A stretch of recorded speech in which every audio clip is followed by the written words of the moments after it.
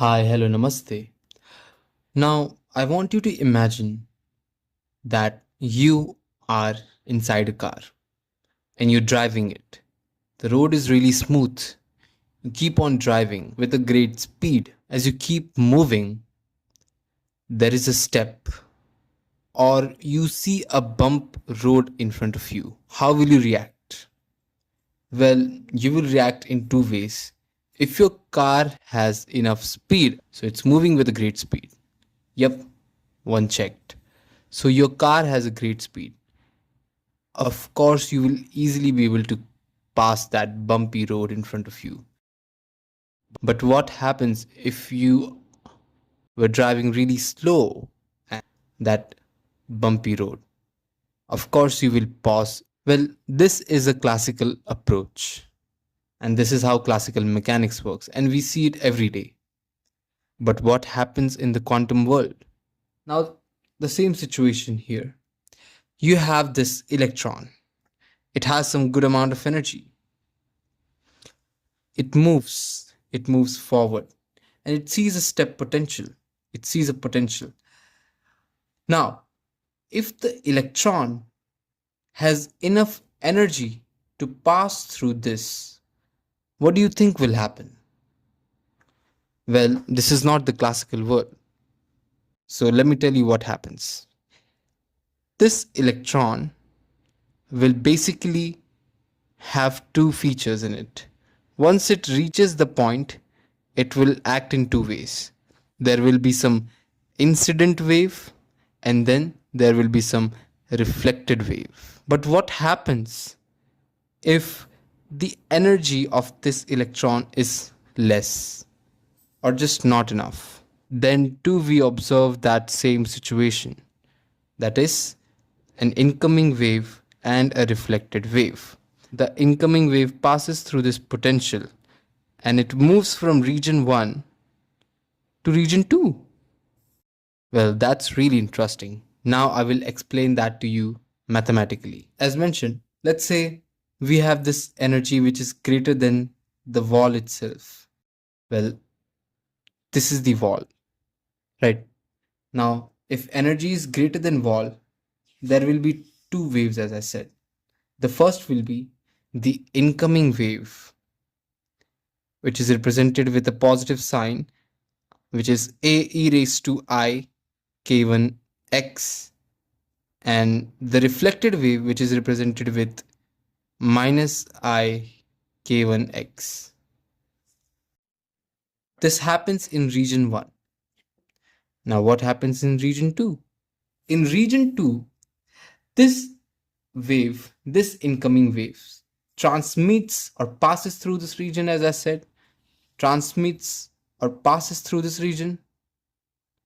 So, this transmitted region basically continues to move forward. So, if this is how it started with A and B, it moves on to become C as well as D. Well, you might think, why have I written it with pencil? Well, that's another interesting part. As it moves, the C continues to move forward. So we represent it with a C e raised to I k2x. K2 is because to represent that this is in region 2. And here we represented it with k1 because it was in region 1. Now k2. And the other equation is d e raised to minus k2x. But we neglect this. You will ask, why do we neglect the d part from this equation? Well, because what, as I mentioned, this is going to the left and this is getting reflected to the opposite direction. That is why we give a negative sign. But what about this region? Now this is going to the left, this is going to the left, obviously. But what exactly is coming from the right? It is nothing, because on the right hand side we have the infinite region. So if nothing is coming from right, then why do we need to mention it? So we don't mention it because it doesn't exist. And that is why There exists only one equation which continues to move forward. Now, what happens if the energy is less than the wall? That means this energy is less than this wall. Well, the region 1 remains same, as there is an incoming wave and then there is a reflected wave. So it acts or remains same, no change in that. But in region 2, we see something different. What do we see? Well, as I said, region 1 remains, there is this incoming wave and then there is this reflected wave. But in region 2, we do not represent it with K anymore. If you see, this is kappa. And once again, I have written something with a pencil this side. Well, if you see clearly, this is greater than this one. So what happens? We get an equation in this way, where our V naught is bigger than E. Therefore, we get a negative sign of approach in the form of kappa. So we get the equation C e raised to minus kappa x plus d e raised to kappa x. But if we imagine it in such a way, if this keeps moving forward, then what happens is that the wave decays exponentially. That means we observe a complete decay, and which is visible and which can be understood physically.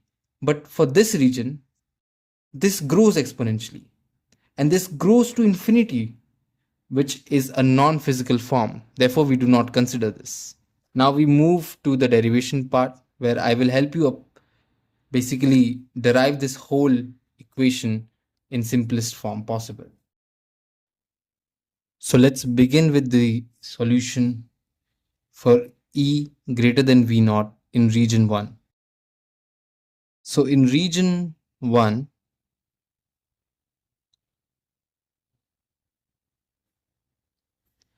we start with the Schrodinger's equation, which is given by minus h cut square by 2m d square psi by dx square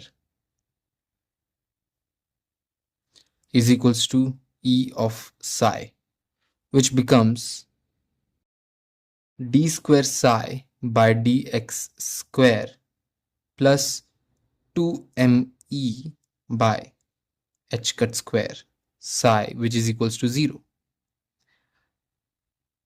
Now this becomes k1 square, which is 2me by h cut square, which can further be k1 is equals to 2me by h cut.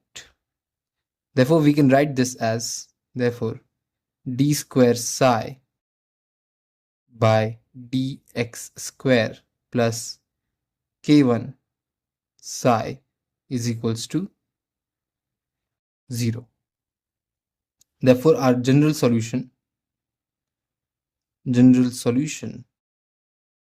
for region 1, where E is greater than V naught, becomes A e raised to I k1 x plus B e raised to minus I k1 x.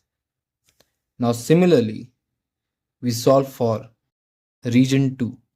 For region 2 as well, we start our approach with Schrodinger's equation, which is minus h cut square by 2m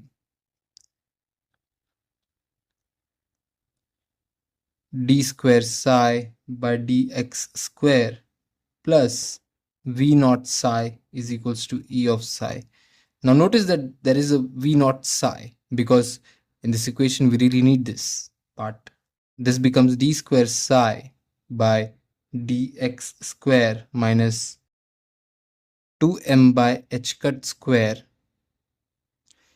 v naught psi is equals to minus 2me E by h cut square psi, which becomes d square psi by dx square plus 2m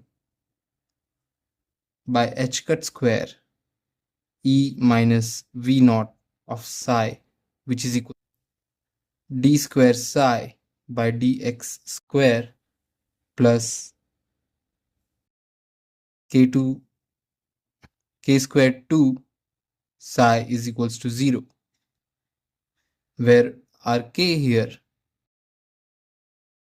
k2 here exactly is 2m e minus v naught, the whole divided by h cut. Therefore, the general solution becomes c e raised to I k2 x plus d e raised to minus I k2 x. Well, as discussed, this becomes 0 because it is approaching from infinity from the right hand side, which does not really exist. So this has to be 0. So we are only left with this equation, which becomes our region 2's official equation of general solution, which is given by c e raised to I k2 x. Now we solve for E less than V naught. So we start with region 1 once again.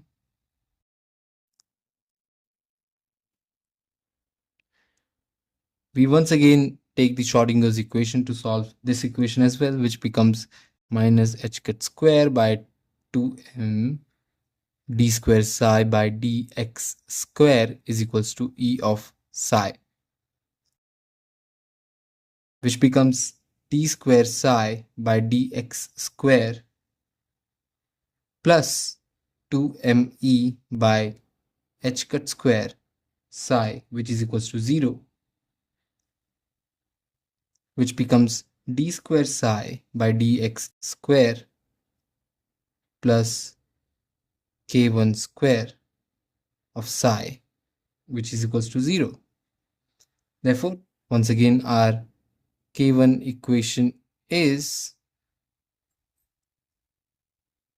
2me by h cut. 2me by h cut. There is no square with h cut.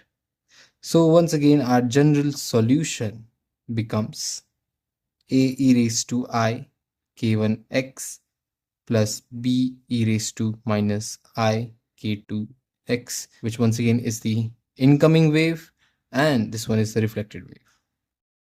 Now we move to region 2, which once again starts with minus h cut square by 2m d square psi by dx square plus v naught psi is equals to E of psi, which becomes d square psi by dx square minus 2m h cut square v naught minus E of psi is equals to 0. Now this thing becomes kappa, which is given by d square psi by dx square minus kappa square psi, which means our which is equals to 0, which means kappa is equals to root 2 m v naught minus E by h cut. Therefore, our general solution becomes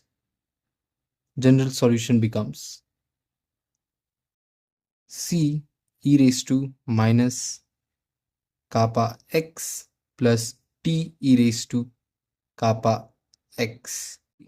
We do not take this one, but we consider this one because as it grows, it reaches infinity and which becomes a non-physical form. So we do not use this. Now this one, which is e raised to minus kappa x, this one decays exponentially. So we only consider this part, which becomes our general solution for region 2, which is c e raised to minus kappa x. Now, this is the end of the video. Thank you so much for watching.